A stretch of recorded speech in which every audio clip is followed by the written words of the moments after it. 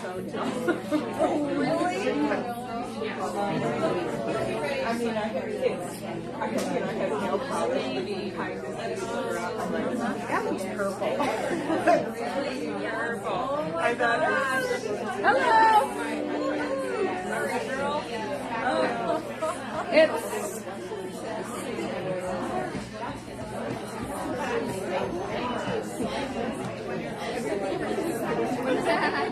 so help me out.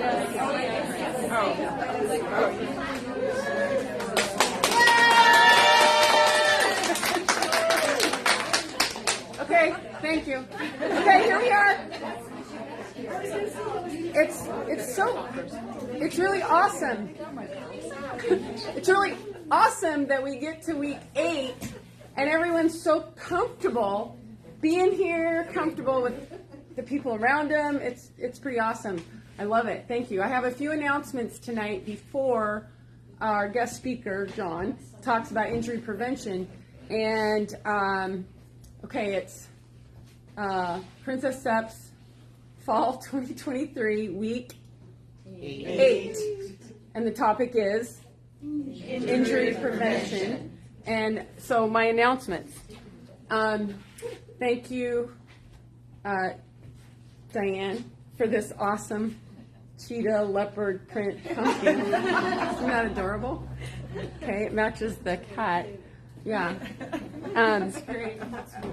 Okay, so along with injury prevention, this is traditional back off week.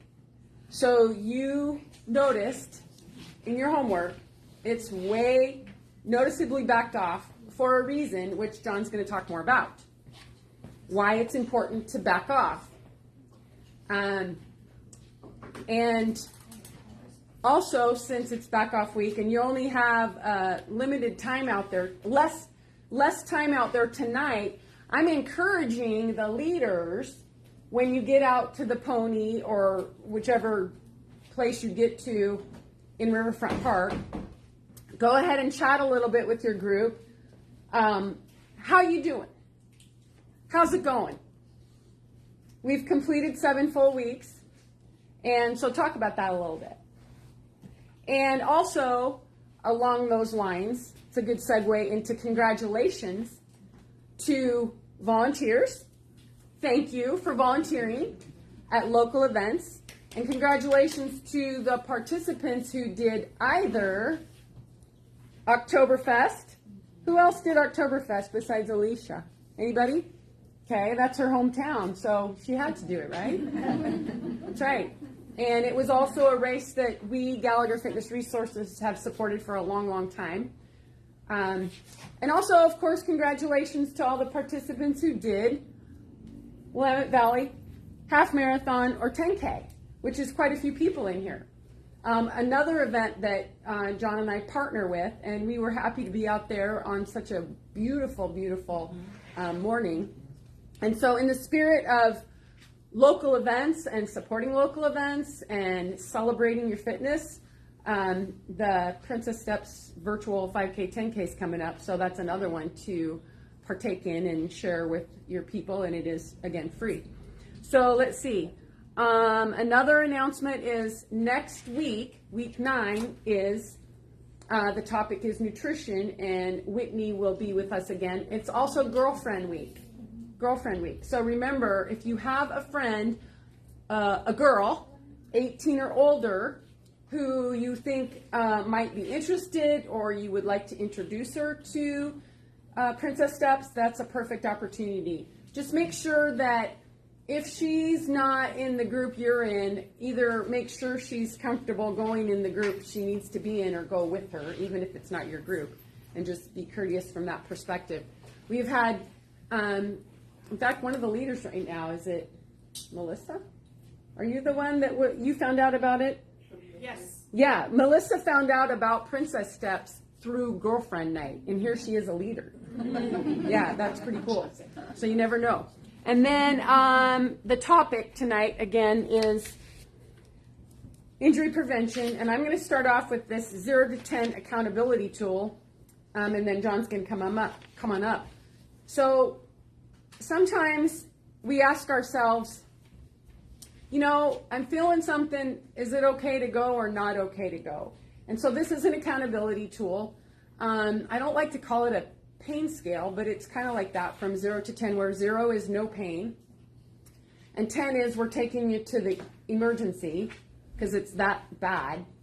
And so if we break it down to 1, 2, 3, that's low, and color it green, which means you can keep going, but monitor it, see, you know, just keep an eye on it. If that discomfort while you're walking or running gets into 4, 5, 6, a little more intense, color that yellow. That means back off. Back off on duration, back off on intensity, back off on frequency, back off, because otherwise it's just going to get worse. And if it gets into the 7, 8, 9, that's intense. What color would that be? Red. Red. And what do we do when the light is red? Stop. Right, because it's only going to get worse. So it's a little accountability tool that I've used with adults, with youth, with myself.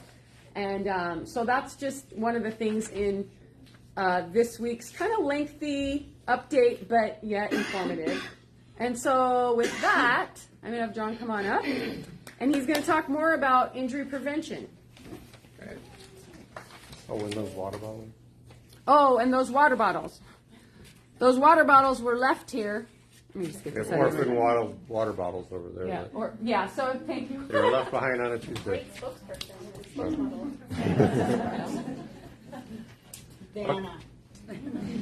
Okay, so last time you heard from me was week 3, and I'm going to kind of jump back to that first, because during week 3 we talked about kind of 3 stages of fitness. Okay, stage 1 being building up your aerobic endurance, building up your aerobic base, getting cardiovascularly fitter. Okay, heart, lungs, blood flow, capillaries. How many people after 6 full 7 weeks here feel like they're a little bit fitter now? Okay, little more energy, a little less grogginess, not so much fearing, oh my gosh, Susan put down 48 minutes today. I don't know if I can do that. You're probably learning, wow, you can. You can go a little bit further. It is a little bit easier. The intensity and the effort isn't quite as much. Your heart rate, maybe dropping down a little bit. You're not racing through that heart rate chart as fast as you were maybe week 2 or week 3, because now you've got a routine going, you got some consistency going. If you're doing your homework, things are getting better. Okay? Now we're entering kind of that stage 2 realm, where there's more blood, more oxygen, more nutrients. Things are running through your muscles. Those capillary beds are getting created, so there's more blood flow. That leads to muscles getting stronger. Okay? When muscles start getting stronger, sometimes they hurt, right? How many times have you done a gym routine or gone to a class or kind of maybe taken up weightlifting for a little bit, and you go in and you do the weights, and the next morning you're trying to wash your hair and you can't even get your arms up there, right? But because you did your weights, oh, okay, well that's what I'm supposed to do. I'm supposed to be sore because I did a weight workout, or I did, some kind of intense training workout, or a class that really kind of pushed me. You kind of know, oh, hey, I'm going to be sore right after that. Okay? So what we're going to talk about is what that kind of level of soreness should be expected, how much is too much, what to do if it feels like, after 3 days I still can't wash my hair. You overdid it. Okay? I'll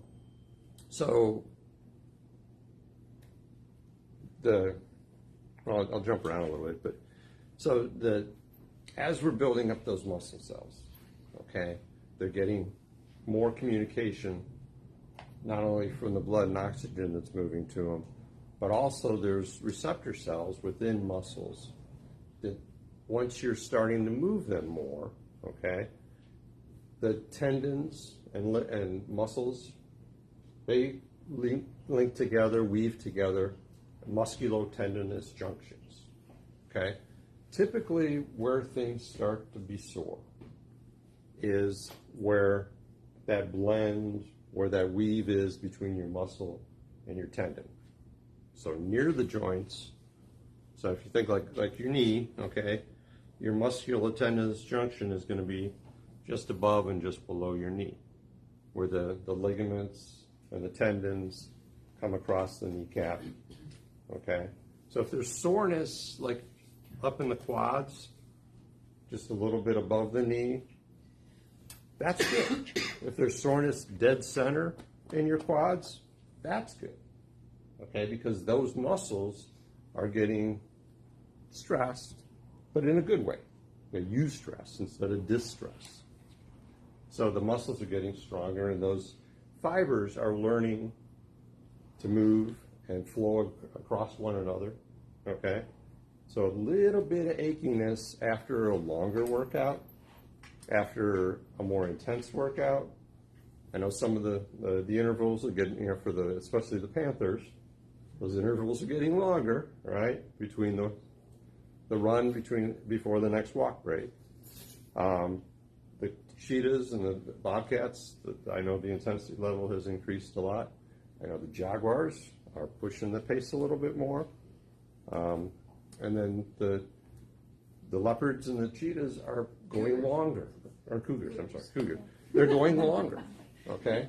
So when you talk about exercise and a strengthening routine, getting more aerobically strong, the things you want to look at are length of time, okay, or endurance, the intensity level, how hard you're going, and the frequency level, how many times, okay? So when things start getting a little bit sore and a little bit achy, and the achiness just doesn't seem to go away, those are the three factors you can dial down, okay? Either a little less time, a little less in frequency, or a little less intensity, okay? So just remember those three things as the three dials that we can twist down and decrease, okay?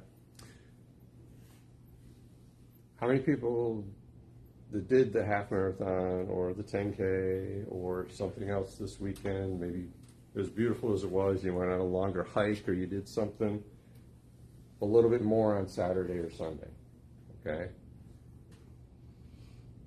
You felt great the day after you did. That sense of accomplishment was there. It's like, wow, I got through that whole thing and I'm not sore at all.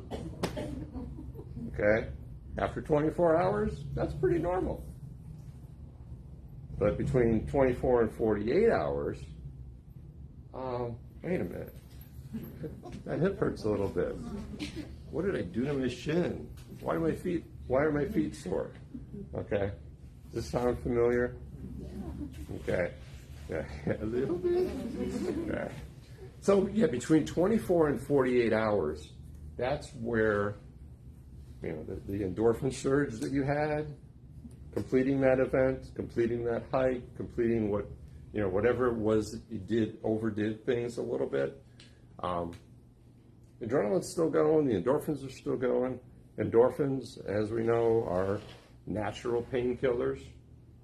Okay? You feel great, you did great, you got a medal, you got a t-shirt, you finished a hike you've never done before, you got all the yard work done, whatever it is, you got that sense of accomplishment. All right? But then it's that 24 to 48 hours, that second day afterwards, where all your muscles and your tendons and your joints say, what did you do to me? Okay? That's good. That's normal. That's the cycle of training, recovery, training, recovery, training, recovery. Okay. We had the Prefontaine meets. Unbelievable. If you're track and field fans at all, that was the most amazing meet in the world. The world record, the American record for the men's mile was destroyed by close to 3 seconds. A record that's held since 2007. So it's been a long time. So those guys were feeling great after the race. They were going through the interviews, the guys, the gals, women's 5,000 meters, 5K. They almost broke 14 minutes. That's just, it's insane how fast that is. Okay. They were all jumping up and down. They were happy. They were completely feeling good. I guarantee you, they're not feeling so good today. They're getting an extra massage. They're doing more icing. They're sore because they push things to the absolute limit and set records doing it, but they really, really pushed everything. Okay. I just gotta put that in perspective for a second. A 5K is 3.1 miles. Right. Okay. And what was the time? The women ran 14 minutes, 0.2 seconds. Okay, 14 minutes for 3.1 miles. Yeah, a lot of people have a hard time going 1 mile. So that's, but it's all relative. Don't be intimidated by that. It's just fun for us old track geeks to Old track geeks. be inspired by that. It's just, but it's all relative. It's all relative to where you're at. Right, and those are the people who are the best in the world. In order to run in that meet, they have to be ranked in the top 10 in the world. Okay, so You guys went down there? No. so we were We up here. watched it tape delayed. So it's I'm kind of using them as an example because these are people, men and women, lifetimes of doing things the correct way, of training hard, recovering harder, training hard, recovering harder. Okay, so the recovering harder really has been emphasized more and more over the last 10, 15 years. Okay, remember the 80s, the 90s? No pain, no gain. Okay, what was the guy that did all the punching stuff that would just get in front of the TV? Huh? No, not Jack LaLanne. Jack LaLanne actually had it smart. The dude, no, whatever. But it was all, it was everything. So many of those workout routines and workout videos and all that stuff in the 80s and 90s were just push. And somebody's screaming at you that you're not going hard enough. Okay? Thank God. That's not how things are taught anymore. Okay? There's still some of those crazy intensity things. But for the most part, it's not what the stuff was in the 80s and 90s. A push, drop. Okay? That's not taking care of your body. That's not recovering well. Okay? Nobody really, like Susan likes to say, wants to feel like yuck. It's great to feel that sense of accomplishment, but you don't want to feel like, okay, I'm a loser, I have to give up because I'm too sore. Okay? I can't bend over anymore. I can't wash my hair anymore. My eyelashes hurt. Okay? That's overdoing it. Okay? You want to have stuff, and this is what the Princess Steps really has taught for all these years, is let's gradually build it. Okay? Like, something Susan and I have loved to said we have said to customers over all these years, hey, what's your hurry? You're going to do this for the rest of your life, right? Okay? And that's the cool thing about walking, running, lower intensity endurance type activities.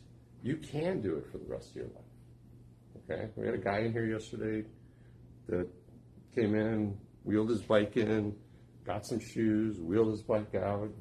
And I asked him, I said, you mind if I ask how old you are? He goes, I'm 84. And I feel really good about it. You know, and that's really what this is all about.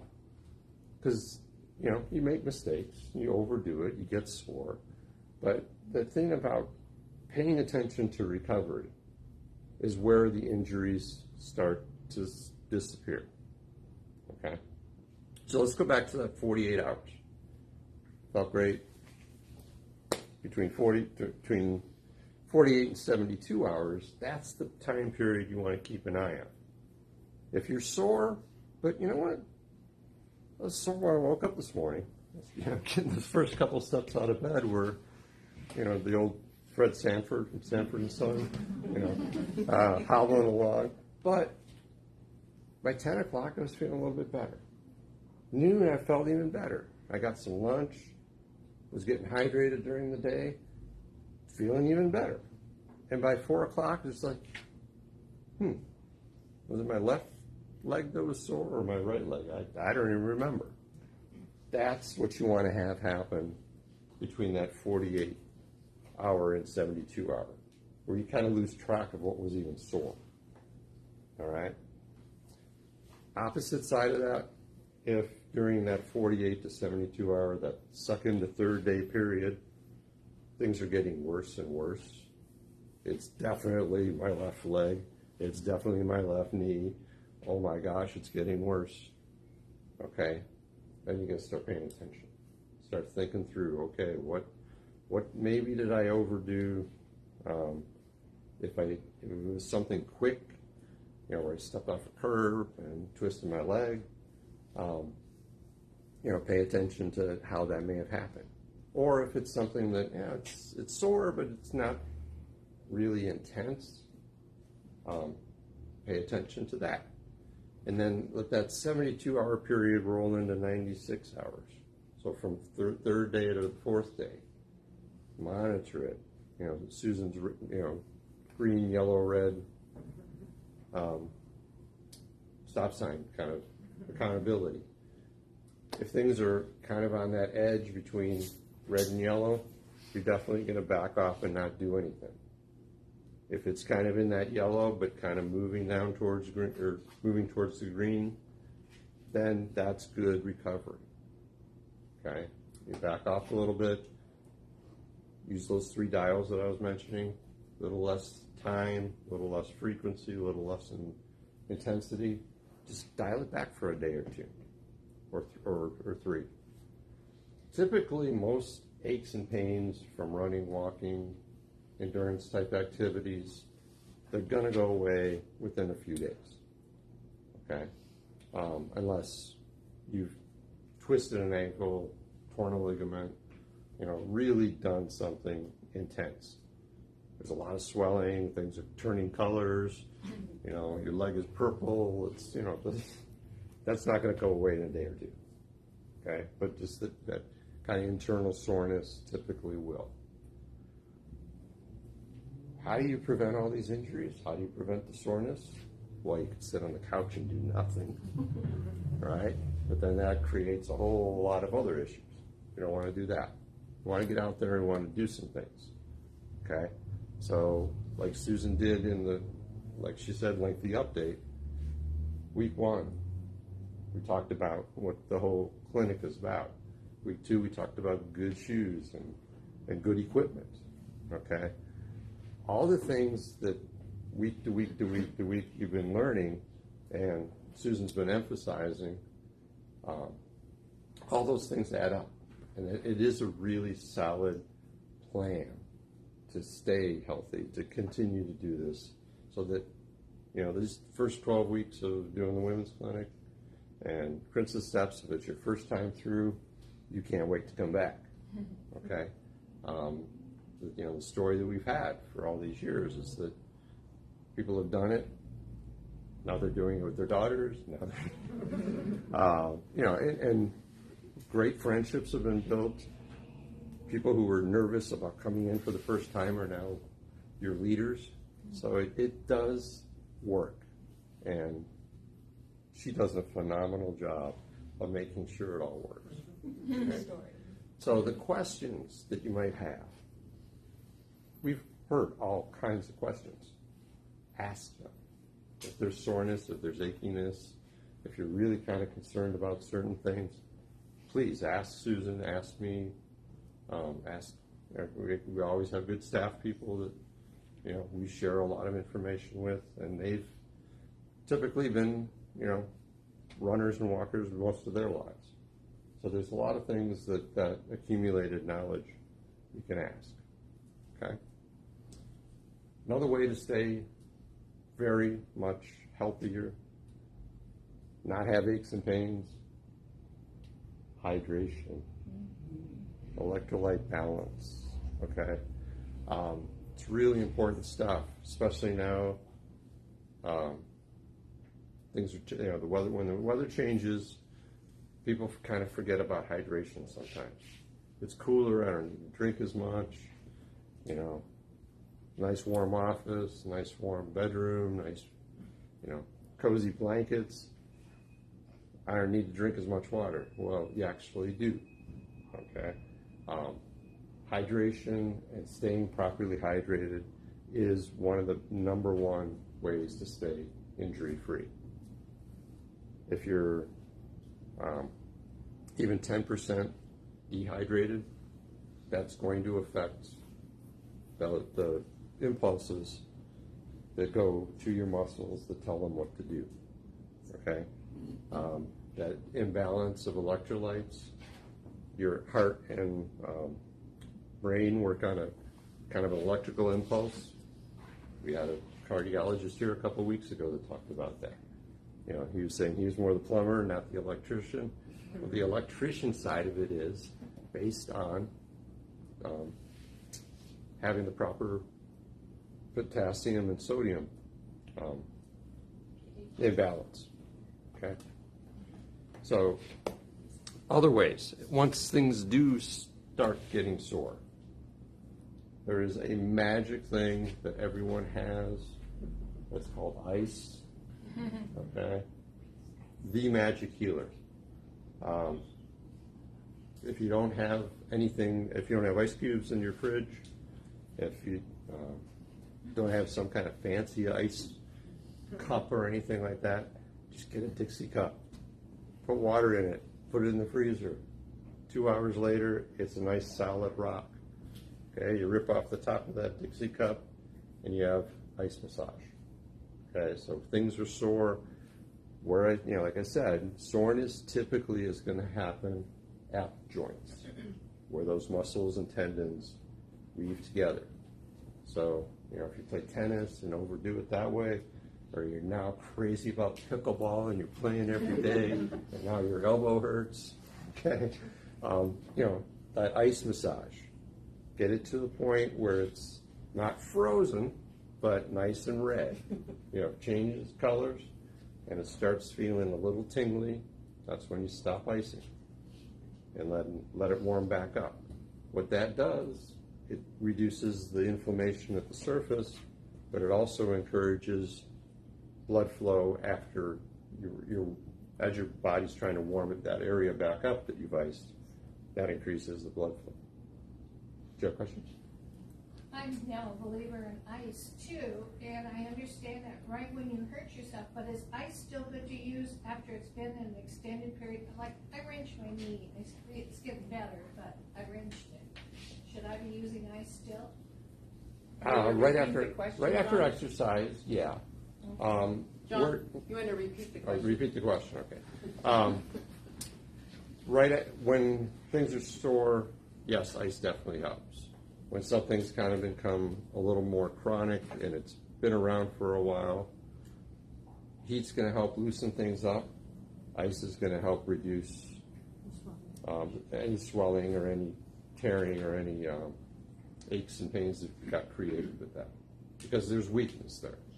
So, you know, things like the gels and the topical lotions that heat up an area up, those are what those do is they cool the surface, but encourage heat to go to, blood flow to go to an area. So, just all the different gels and icy hots and things like that without pulling out names. Those are all things that can encourage, feels like it warms things up, but it kind of works in the same way that icing and warming up does. Typically of a chronic thing, like a wrench knee, like you said, that's where a nice neoprene brace or something like that would work. Just not lock it in, but just support it. And that'll keep things warm around a joint. So either elbows, knees, hips, that kind of thing. So your primary goal is to get the blood flow going. Right. Primary goal is... And that flushes out toxins and encourages healing. Mm-hmm. Yep.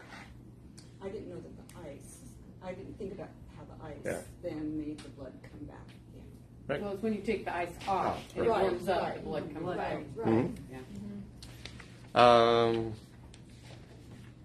In Oregon, there's stuff that's legal that I know nothing about, and don't ask about that. So I don't know. I would say, But there's lots of things that people are experimenting with. Just be smart. Talk to physicians. Talk to people who know better about what those things do. I would just say in summary, that was really great. Thank you. Yes. I would say in summary, if in doubt, be conservative. You've heard that before. If in doubt, be conservative. If we can answer your question, we will. If we can't answer it, we may say, maybe it's time for you to go to further medical intervention, like physical therapy or massage or chiropractor, or maybe get a diagnostic. Because sometimes it's hard to know how to treat something if you don't know what it is. And so if you've gone to where it's too chronic and it's not going away, and you've done everything you possibly can, and you've been patient and you've taken time off and all that kind of stuff, it might be time to go to the next step. Yeah. Any other questions? We'll take one more. What are those bracelets about? That might be time for another. Okay, we're very Catholic, and John got these bracelets for us as a gift. And one is the Immaculate Heart of Mary, and the message is to trust in the protection of the Blessed Mother of Jesus. Okay, and the other one is the Sacred Heart of Jesus, and that one is to trust. And let's piggyback off of this. Trust in the program. So trust the system. Okay? Have faith. If you follow the plan, FTP, it's going to work. If you go outside of the plan, it's not going to work so well. Okay? And quite frankly and quite honestly, one of the reasons why I can't speak for John, because he hasn't gotten injured in his lifetime to the extent that I have. I have what? I said no surgery. Well, actually. I have put One myself out on a limb enough times because of my spirit and my competitiveness over my background that I have had injuries. That's why I'm so good at telling you and coaching you and encouraging you what not to do. Okay? So do as I say, not as I do, kind of thing. But thank you for asking. I think It's a message for us to trust. It's beautiful. And a message And for they us are. to be faithful and all that kind of stuff. So, but in the spirit of that too, our mission as part of owning this business is to encourage and facilitate the health and the growth, not just your fitness, but the friendships that you have. Because it is those friendships that help hold you accountable to hitting your goals, to being consistent. About this time of year, I start talking about the rain and wind and cold and dark that we know is coming. And I encourage you to be networking now. Don't wait till week 11 or week 12. Start networking now as to what your plan is going to be to stay consistent in the interim between the end of this Princess Steps clinic and the beginning of the next one, which is in March. So again, thanks for asking. Yeah. Okay. I'm going to sign off for tonight. Remember, talk to your girlfriends. Next week.